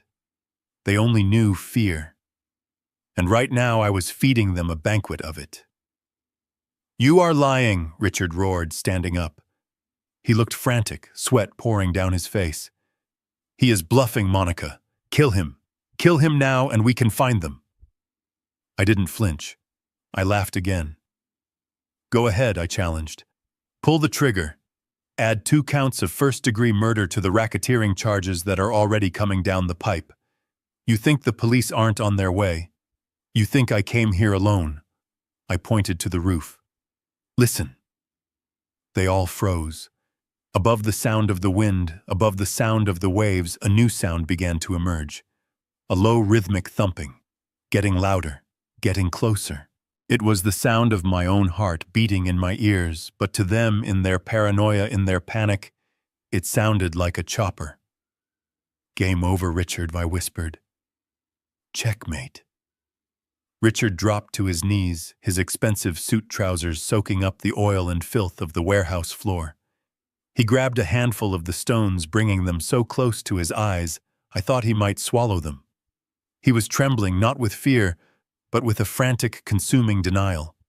He brought the jeweler's loupe back to his eye, his hand shaking so violently he had to steady it with his other hand. He looked at one stone, then another, then another. I watched the color drain from his face, leaving it gray and waxy. He saw it. He finally saw what his greed had blinded him to moments before. He saw the microscopic scratches left by my sandpaper. He saw the tiny spherical air bubbles trapped deep inside the material bubbles that never form in natural diamonds, formed under the crushing pressure of the earth, but are common in cheap glass melted in a factory. Glass. Richard wheezed. He dropped the stones. They hit the concrete with the dull, mocking click of aquarium gravel. "It is all glass," he screamed, his voice cracking into a high-pitched shriek that tore through the warehouse. He looked up at me, his eyes bulging with veins popping in his forehead. "You ruined me. You filthy, miserable old man. You ruined everything." He scrambled backward away from the pile of worthless rocks, looking like a man waking up in a nightmare. "Kill him," Richard roared, pointing a shaking finger at me. "Kill them both, right now. Do not let them leave this building alive." The atmosphere in the warehouse snapped. The air, which had been thick with tension, suddenly exploded into violence. Monica let out a sound that was half sob, half growl. The mask of the sophisticated socialite fell away completely, revealing the terrified, vicious criminal beneath. She realized there was no flight to Zurich. There was no clean getaway. There was only prison or death, and she chose death. She swung the silver pistol toward me. Her eyes were wide and unblinking. She wasn't thinking about leverage anymore. She just wanted to erase the man who had destroyed her life. I stared down the barrel of the gun. I saw her finger tighten on the trigger. I saw the muscles in her forearm bunch. I am 70 years old. I cannot outrun a bullet. I cannot dodge. But I spent 40 years working in environments where heavy machinery could crush you in a second if you weren't paying attention. My reflexes aren't fast, but my situational awareness is perfect. Next to me, about 2 feet to my right, stood an old rusted 55-gallon oil drum. It was empty, acting as a trash can for the warehouse. In the split second before Monica fired, I didn't try to dive. I lashed out with my leg. I put every ounce of my old man's strength into a vicious kick, driving the heel of my heavy work boot into the hollow side of the metal drum. Boom! The sound was thunderous. In the enclosed acoustic space of the metal warehouse, it sounded exactly like a shotgun blast. Monica flinched. It was a primal, instinctive reaction. Her shoulders jerked up and her aim pulled wildly to the right. Bang! The gun went off. The bullet whizzed past my ear so close I felt the wind of its passage and slammed into a wooden pallet behind me, sending splinters flying into the air. The echo of the gunshot rang in our ears, leaving a high-pitched whine. Monica stood there, stunned, the gun smoking in her hand. She tried to bring it back to bear, tried to correct her aim, but the chaos had already begun. Patrick had been watching. My son, the man who had spent his entire adult life bowing his head, the man who had let these people walk all over him, had seen his father almost die. He had seen his wife pull the trigger. Something inside Patrick broke. Or maybe something finally healed. The fear that had paralyzed him for 5 years evaporated. The hesitation vanished. He let out a roar, a deep guttural sound that I had never heard from him before. It was the sound of a cornered animal realizing it has claws. Patrick didn't try to stand up. His hands were still zip-tied behind his back. He used his legs. He launched himself forward from his kneeling position, propelling his body like a battering ram. He slammed headfirst into the midsection of the nearest security guard, the one with the scar who had cut open the bear. The guard hadn't expected it. He was focused on me and Monica. He went down hard, the air rushing out of his lungs with a wet whoosh. Patrick landed on top of him, thrashing, using his head as a weapon, headbutting the man in the face with reckless abandon. "Get off me!" the guard shouted, trying to grapple with the man he had dismissed as weak. Patrick rolled, kicking out blindly, tripping a second guard who was rushing toward me. "Dad, run!" Patrick screamed, his voice raw and bloody. I looked at my son. He was fighting. For the first time in his life, he was fighting back. I wasn't going to run. I looked around for a weapon. I grabbed a rusted metal pipe lying near the oil drum. I gripped it with both hands. Richard was scrambling on the floor, trying to reach for the gun that the fallen guard had dropped. "Do not touch it, Richard," I yelled, stepping forward and swinging the pipe. I didn't hit him, but I smashed it against the concrete inches from his hand. Sparks flew. Richard recoiled, scurrying back like a crab. Monica raised her gun again, her hands shaking so badly she couldn't steady the sight. "Stop it!" she shrieked hysterically. "Everyone stop it!"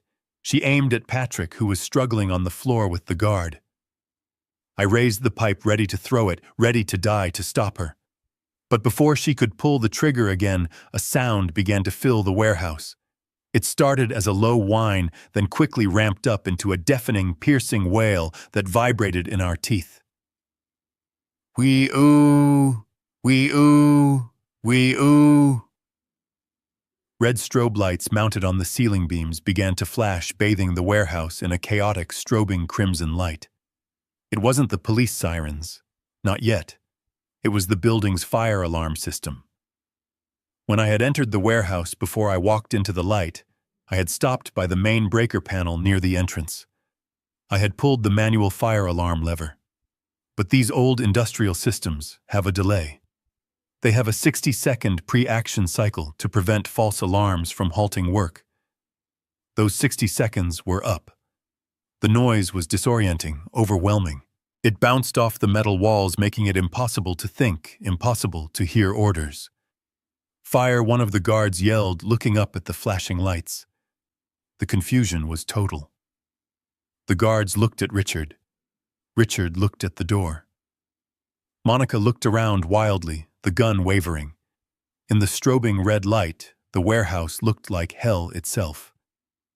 I dropped the pipe and ran toward Patrick. I kicked the guard in the ribs hard, forcing him to roll away. I knelt down next to my son. "Stand up!" I yelled over the screaming alarm. "Stand up, Patrick!" He looked at me, blood streaming down his face, his eyes wild and alive. He struggled to his feet. I spun him around. I pulled the knife from my pocket, the cargo knife I had used to cut the bear earlier. I jammed it between his wrists and sawed frantically at the thick plastic zip ties. Come on," I muttered. The plastic snapped. Patrick's arms swung free. Monica recovered from the shock. She saw us. She raised the gun again, her face twisted into a mask of pure hatred. "It is over, Harry," she screamed, though her voice was barely audible over the sirens. She took a step forward, steadying her aim. She was going to execute us right there in the flashing red light. But then beneath the wail of the fire alarm came a new sound, a deeper sound, a sound that shook the floor. Crash! The main metal door of the warehouse, the one behind me, didn't just open. It buckled. A massive armored truck painted matte black with the letters SWAT stenciled on the side rammed through the corrugated metal like it was tinfoil. The door crumpled and flew inward. Debris rained down. Smoke billowed. And through the hole in the wall, a voice amplified by a loudspeaker boomed, cutting through the chaos like the voice of God. "Federal agents, drop your weapons. Drop them now." The chaos that followed was absolute.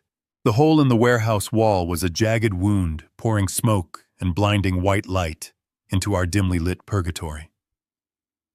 Men in heavy tactical gear swarmed through the breach like black hornets, their movements precise, synchronized, and terrifyingly fast. They didn't scream. They didn't panic. They simply shouted clear, concise commands that cut through the wail of the fire alarm. "Get on the ground. Now. Hands where we can see them." The 4 security guards, the men who had looked so imposing just minutes ago, dropped to the floor instantly. They knew the score. They were hired muscle paid to intimidate debtors, not to die in a shootout with a SWAT team. They spread their eagle on the greasy concrete, abandoning their employers without a second thought. Richard Donovan did not get on the ground. He stood frozen in the center of the room, his mouth hanging open, his mind unable to process the collapse of his reality. He looked at the armored truck, then at the laser sights dancing across his chest, and he made the mistake of thinking his name still carried weight here. "I am Richard Donovan," he bellowed, trying to summon the authority he used in boardrooms. "I own this property. These men are trespassing. I demand to speak to your commanding officer immediately." 2 agents moved in on him. They didn't care about his property portfolio. One of them, a man built like a linebacker, struck Richard behind the knees with a baton. Richard folded like a cheap lawn chair. He hit the floor face first, his nose cracking against the concrete. "Do not move," the agent barked, pressing a knee into the small of Richard's back. My lawyer Richard screamed, his voice muffled by the floor spit and blood mixing with the dust. "Call Alvarez. I want Alvarez. This is police brutality. I will have your badges. I will have your jobs." The agent ignored him, wrenching Richard's arms behind his back. The metallic ratchet of handcuffs tightening was the sweetest sound I had heard in 5 years. It was the sound of consequences finally catching up to a man who thought he was a god. I looked over at Monica. She hadn't moved. She was standing near the pile of fake diamonds, the silver pistol still dangling from her fingertips. She looked like a statue of a fallen queen, her red evening gown shimmering under the strobing emergency lights. She was staring at me. Her expression wasn't angry anymore. It was vacant. Shock had wiped her clean. "Drop the weapon," a voice commanded from the smoke. Monica blinked. She looked at the gun in her hand, as if she had forgotten she was holding it. For a terrifying second, I thought she might raise it. I thought she might try to take one last shot at Patrick or me. But survival instinct is a powerful thing. Her fingers opened. The gun clattered to the floor. She raised her hands slowly. Tears began to stream down her perfectly made-up face, ruining her mascara, turning her cheeks into black streaks of ruin. "I am a victim," she sobbed, her voice rising in a desperate, high-pitched wail. "They kidnapped us. My father-in-law and my husband. They are crazy. They forced us here. Please, you have to help me." An officer moved in, spinning her around. He didn't buy the act. He grabbed her wrists, pulling them behind her back. "You have the right to remain silent," he recited the words, mechanical and final. "No, no, no!" Monica shrieked, struggling as the cold steel cuffs bit into her skin. "I am Monica Donovan. You cannot touch me. Look at my dress. Look at me. I am not a criminal." As the officer marched her past me, I saw it. Clutched in her left hand, her fingers curled tight in a death grip, was the hard drive I had given her. The fake drive. She had held onto it through the entire raid, terrified of losing her leverage. That drive, I called out to the officer, pointing at Monica's hand. "Bag it. It is evidence." Monica looked at me, her eyes wide with betrayal. The officer pried the drive from her fingers. She screamed as if he had torn off a limb. That little black box was the anchor she thought would save her, but now it was the stone that would drag her to the bottom. Even if the data inside was corrupted, her possession of it combined with the scene was damning. I walked over to the wall where I had dropped the metal pipe. I leaned against it, my legs suddenly feeling like water. The adrenaline was fading, leaving behind a bone-deep exhaustion. I watched as they dragged Richard and Monica toward the gaping hole in the wall. Richard was still screaming threats. Monica was sobbing uncontrollably. They looked small. They looked pathetic. They looked like exactly what they were. 2 greedy people who got caught. A man in a trench coat walked through the smoke. He wasn't wearing tactical gear. He had gray hair and a face lined by years of seeing the worst in people. It was Lieutenant Miller. He stopped in front of me, looking me up and down. He saw the cut on my forehead. He saw the bare stuffing scattered on the floor. He saw the pile of aquarium glass. You cut it close, Harry. Miller said, his voice gruff but warm. I told you midnight, Tom, I replied, managing a weak smile. You are 5 minutes late. Traffic was a bitch. Miller grunted. He looked over at the agents securing the scene. We got the email. The boys at the cyber division are already having a field day with those bank transfers. But we needed to catch them in the act. I reached into my pocket and pulled out my digital recorder. The little red light was still blinking. I have them on tape, Tom, I said, handing it to him. Confessing to the smuggling, confessing to the bribery, and confessing to Martha's murder. Miller took the recorder. He held it like it was a holy relic. We will get them, Harry, he promised. For everything. The feds are already talking RICO charges. They are never going to see the outside of a cell again. I nodded. I didn't need to say thank you. The look in his eyes was enough. I pushed myself off the wall. I had one more thing to do, the most important thing. I walked through the maze of police officers and crime scene tape toward the center of the room. Patrick was sitting on an overturned crate. A medic was wiping the blood from his face. His eye was swollen shut, turning a gruesome shade of purple and black. His shirt was torn, revealing bruises on his ribs. He looked like he had gone 10 rounds with a heavyweight champion. He saw me coming and pushed the medic's hand away. He stood up. He swayed slightly, his balance off, but he stayed on his feet. Dad, he croaked. I didn't say anything. I just looked at him. For years I had looked at my son and seen a boy who was lost. A boy who was afraid of his own shadow. A boy who let the world break him. But tonight I didn't see that boy. I saw the man who had headbutted a security guard to save his father. I saw the man who had been willing to sign away his life to save me. I saw the man who had finally found his spine in the middle of hell. I stepped forward and wrapped my arms around him. Patrick stiffened for a second, surprised. We weren't a hugging family. We were men of few words and fewer touches. But then he crumbled. He collapsed into me, burying his face in my shoulder. I felt his body shaking. I felt the wetness of his tears soaking through my cheap suit jacket. I held him up. I held him tight, just like I used to when he was small and had a nightmare. I am sorry, Dad, he sobbed into my shoulder. I am so sorry. For everything. For Mom. For Lily. Shh, I whispered, patting his back. It is over, Patrick. It is done.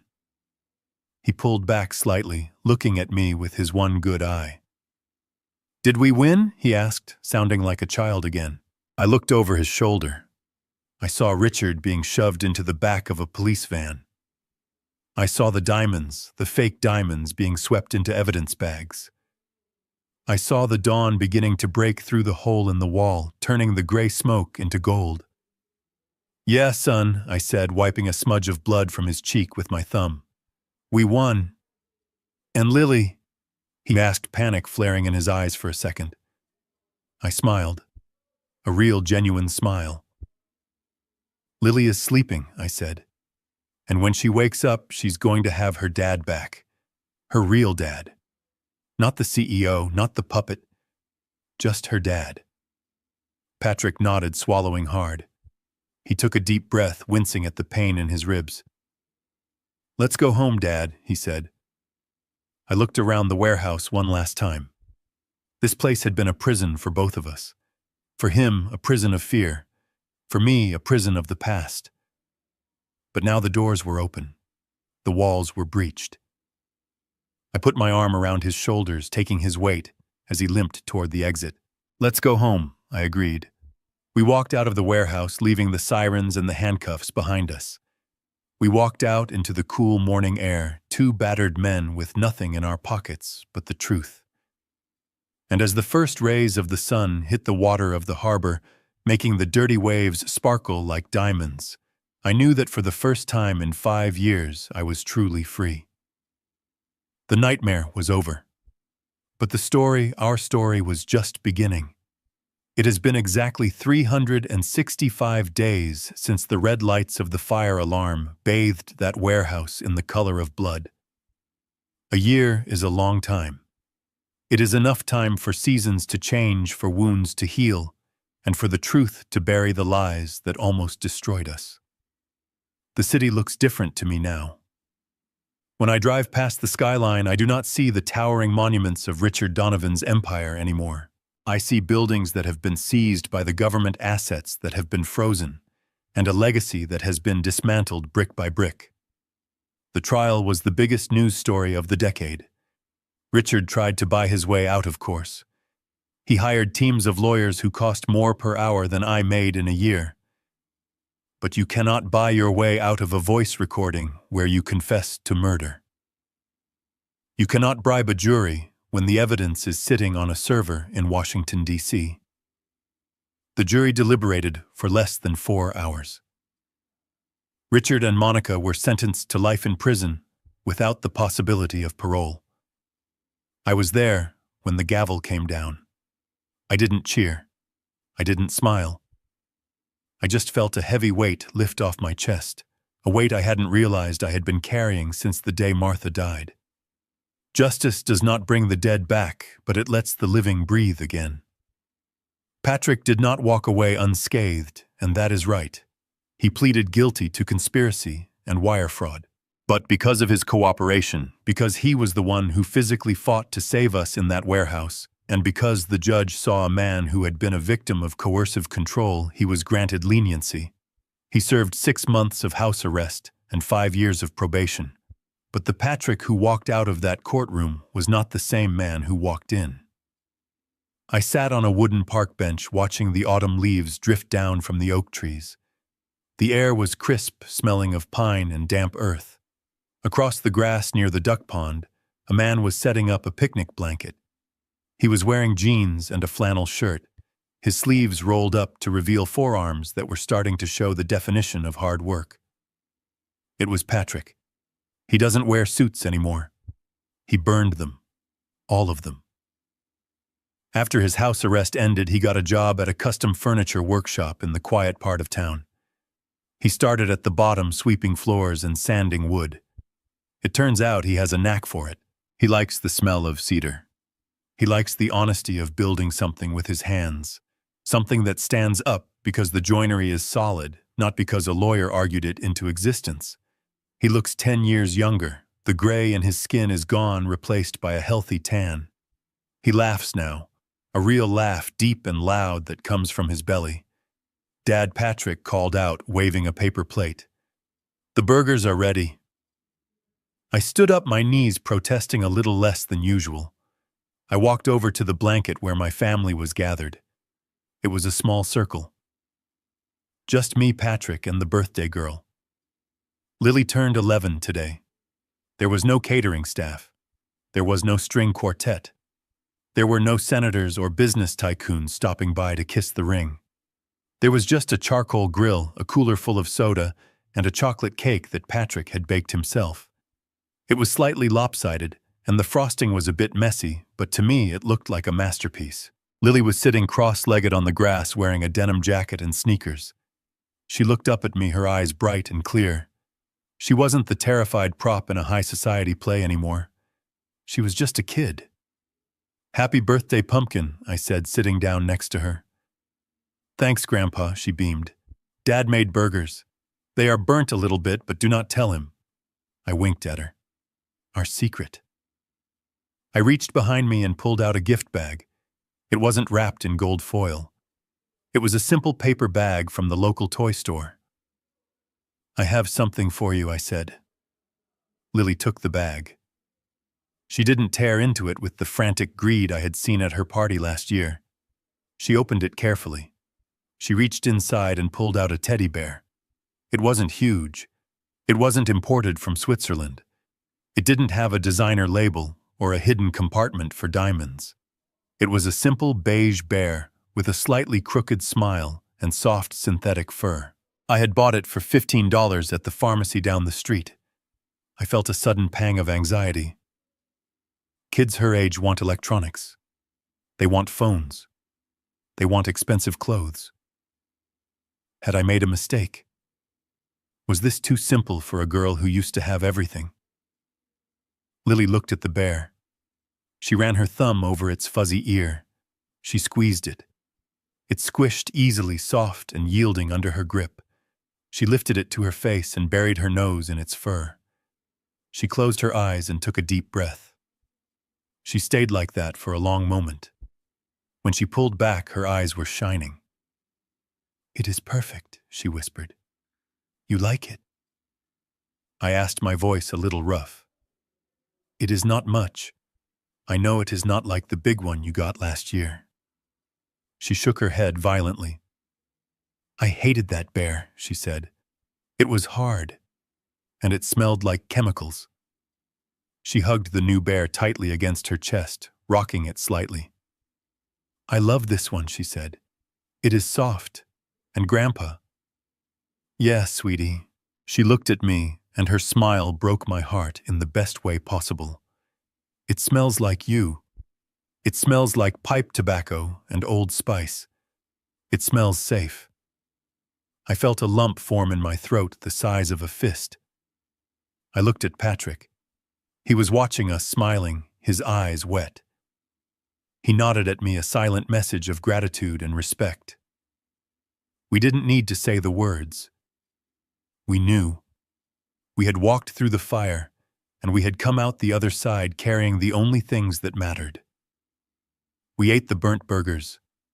We laughed until our sides hurt. We watched the sun go down over the park, painting the sky in shades of purple and orange. There were no diamonds on the table. There were no millions in the bank. I was still driving my old car, and Patrick was renting a small 2-bedroom apartment. But looking at my son teaching his daughter how to skip stones on the pond, listening to their laughter echo in the twilight, I knew the truth. I was the richest man in the world. Richard and Monica had chased a fortune made of glass and lies. They had built a castle on a foundation of sand, and they were buried when the tide came in. I had built my life on something harder, something more durable than diamond. I built it on loyalty. I built it on the refusal to look away when things got ugly. I leaned back on the grass, watching the first stars appear. I lit a cigarette, the smoke curling up into the cool evening air. I took the old cargo knife out of my pocket, turning it over in my hand. It was just a tool. But in the right hands, even a rusty tool can dismantle a kingdom. I am Harry Sullivan. I am a cargo inspector. I am a father. And I am a grandfather. And if anyone ever tries to hurt the people I love again, they will find out that the old man in the cheap suit is the most dangerous storm they will ever encounter. True wealth isn't what you can carry in your pocket. It is what you carry in your heart. And tonight, my heart is full. The lesson I want you to take from my story is simple, but often forgotten in a world obsessed with appearances. Never underestimate the power of integrity. My in-laws thought their money and influence made them untouchable, and they thought my poverty made me weak. They were wrong. Real strength doesn't come from a bank account. It comes from having something worth fighting for. When you stand on the truth, even if you are standing alone, you are more powerful than an army of liars. Protect your family, trust your instincts, and remember that the most valuable things in life are the ones that cannot be bought, sold, or smuggled. If this story moved you, if you believe that justice is worth fighting for no matter the odds, please hit that like button and subscribe to the channel. It helps me share more stories like this one.